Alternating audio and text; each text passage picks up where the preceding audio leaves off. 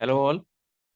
आज हम देखते हैं अकाउंटिंग में कैपिटल का मीनिंग क्या होता है। अकाउंटिंग में एक वर्ड यूज होता है कैपिटल, और एक कैपिटल वर्ड इको में भी यूज होता है, और उस कैपिटल का मतलब एकदम डिफरेंट होता है अकाउंटिंग में कैपिटल के मीनिंग से।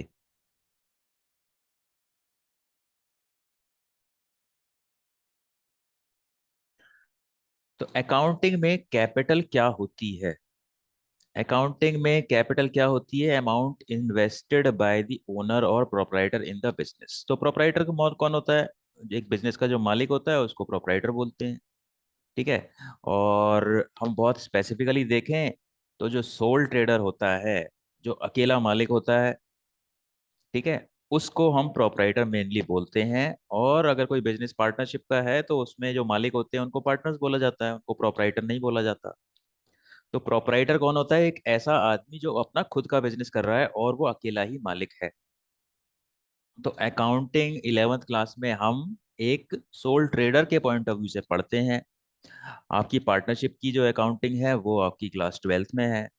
तो 11th में हम क्या एज्यूम करते हैं कि मालिक अकेला है और एक छोटा बिजनेस है, उसकी अकाउंटिंग कैसे की जाती है।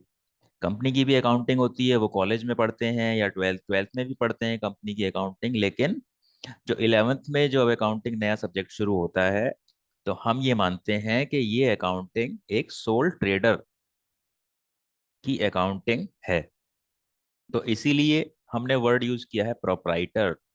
तो कैपिटल क्या है? एक मालिक है जो बिजनेस का, उसने जो बिजनेस में पैसे लगाए हुए हैं उसको कैपिटल बोला जाता है। तो ये बिजनेस हो गया, ये मालिक हो गया। मालिक को हम बोलते हैं प्रोपराइटर। तो प्रोपराइटर जो मालिक है उसने बिजनेस में जो पैसे लगाए हैं उसको आप बोलते हैं कैपिटल। अब देखो, इसमें एक चीज और सवाल पैदा होता है कि मालिक का खुद का पैसा है तो वो अलग से क्यों लिखते हैं, उसको हम कैपिटल क्यों बोलते हैं? मालिक बोलेगा कि मेरा ही बिजनेस है और मेरा ही पैसा लगा हुआ है, तो आप इसको कैपिटल बोल ही क्यों रहे हो?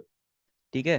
तो इसमें क्या अकाउंटिंग कंसेप्ट आती है, जो आप अकाउंटिंग प्रिंसिपल्स के जो चैप्टर में पढ़ोगे, एक कंसेप्ट होती है सेपरेट एंटिटी कंसेप्ट। तो सेपरेट एंटिटी कंसेप्ट क्या होती है कि मालिक और बिजनेस को हम अलग अलग रखते हैं। तो इसीलिए मालिक का जो बिजनेस में पैसा है उसको भी हम एक अलग नाम से लिखते हैं।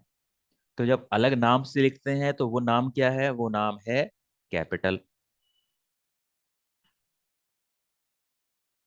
तो कैपिटल का मीनिंग क्या हुआ? Amount invested by the owner, यानी कि मालिक का खुद का पैसा जो बिजनेस में लगा हुआ वो कैपिटल है। और मालिक क्या है? बाहर से लोन लेके भी पैसा लगा सकता है बिजनेस के अंदर। तो जो लोन लेके लगाया हुआ है वो होता है लाइबिलिटी, क्योंकि वो किसी को पे करना है, और जो पे करनी होती हैं चीजें उनको हम बोलते हैं लाइबिलिटीज। तो एक बिजनेस में जो पैसा आता है वो दो सोर्सेज से आता है, एक तो कैपिटल से आता है और एक लाइबिलिटी से आता है। तो लाइबिलिटी के बारे में तो मैंने एक्स्ट्रा बता दिया इसमें, लेकिन इसके बारे में हम इस वीडियो में हम पढ़ रहे हैं सिर्फ कैपिटल के बारे में। तो कैपिटल की डेफिनेशन इतनी ही थी। So that is it for this lecture. Thank you.